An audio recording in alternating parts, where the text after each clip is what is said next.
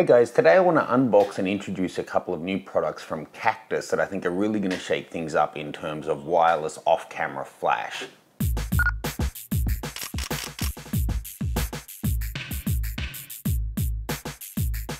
So if you're not into shooting off-camera flash at this stage, let me just run through a couple of things for you. In the past, it's always been that either you're using some kind of cable or you're using an optical signal, so it was infrared, or it was using a burst of flash to trigger an optical sensor, which then needed line of sight, restricted your range and that kind of thing. Or you were using something that used a radio signal, and they're kind of the gold standard, gives you a much bigger range, much better reliability, but at a much higher price. And they were always stuck within one system.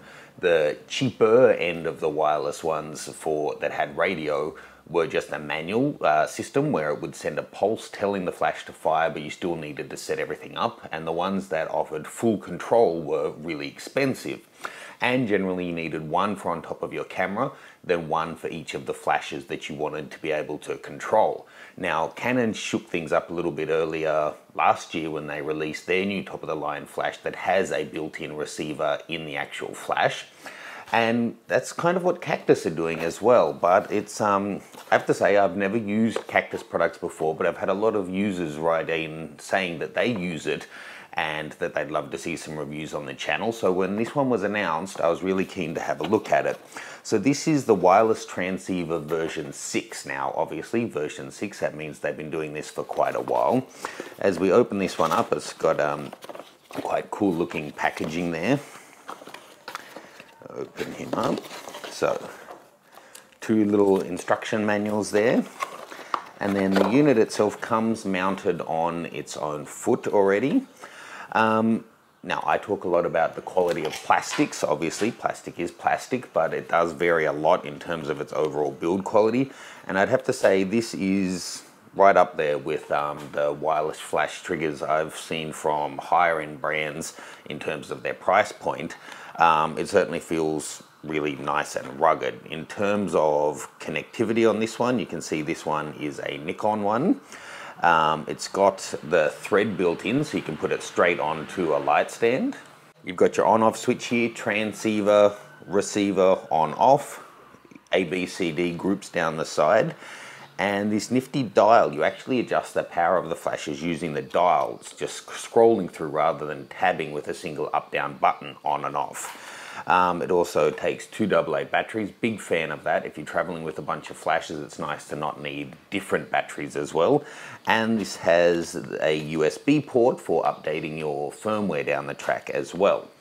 Now, what's really cool about this guy is that it is, they're claiming, and I've never heard of it, so it's quite probably true, the first system that's able to control flashes from a whole range of different brands. So pretty much any camera with a standard hot shoe can use this as a sender, or that has a PC sync socket.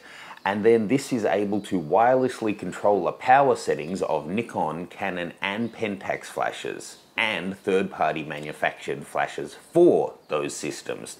So this has also got TTL pass-through, so it will allow the TTL to go on between them, but turning it into a radio signal rather than the camera's own, you know, the ITTL or ETTL uses an optical infrared beam. This turns it into a radio frequency, which gives you the full 100-meter range. Now, the 100 meters is what they've claimed. I haven't tested it yet, but if it's true and it's reliable to that range, I don't think I've ever shot with wireless flash beyond 100 meters, so that's certainly interesting.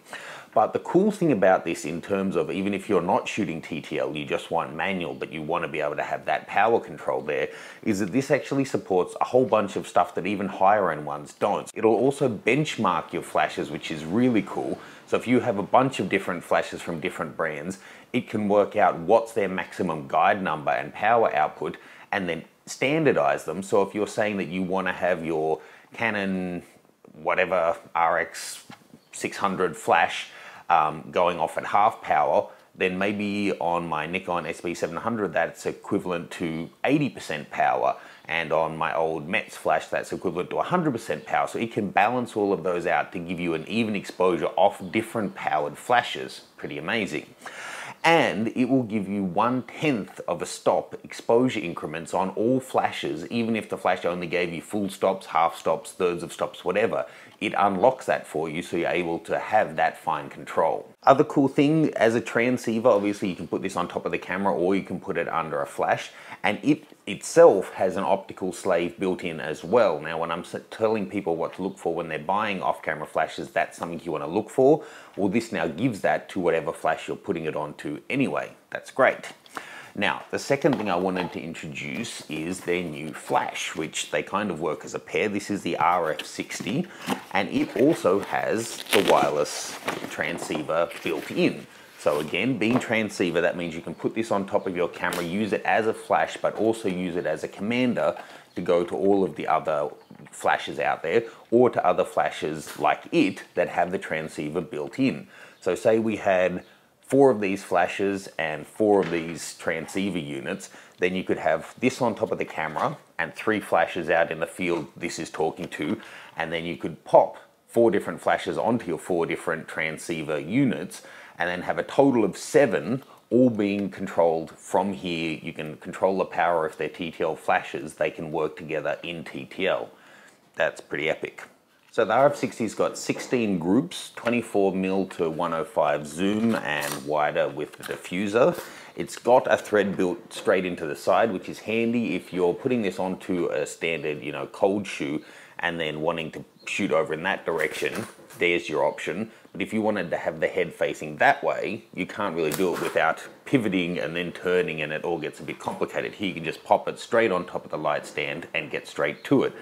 Again, this one is 4 AA batteries. It also has a USB port for updating it, and it's got the 3.5-inch jack there to connect any accessories or other triggers to the flash as well.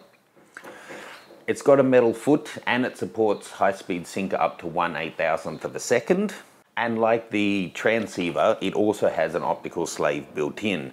The build quality isn't maybe quite at the level of the Nikon and Canon flashes, but given the price point, this is well above the ones that it's actually competing with in terms of price. And if all of the features that are crammed into this actually work really well, then it's hard to think of anything that competes with this in terms of the number of features you're getting for the price that they're charging. So there you go, that's the RF60 and the Cactus Transceiver V6. I will be testing them out. I'm in New York now, so I'm traveling with these ones, and I'll be setting up some shoots to test them out, check the range, see how the manual power control actually works. It should be fun. I think this will be interesting to a lot of people who are wanting to get in there and get at higher level features but don't have the budget for some of the bigger brand names out there. Leave me any questions or thoughts that you have. If you're using Cactus at the moment, would love to hear your thoughts as well. I'll see you soon for more photo news and reviews.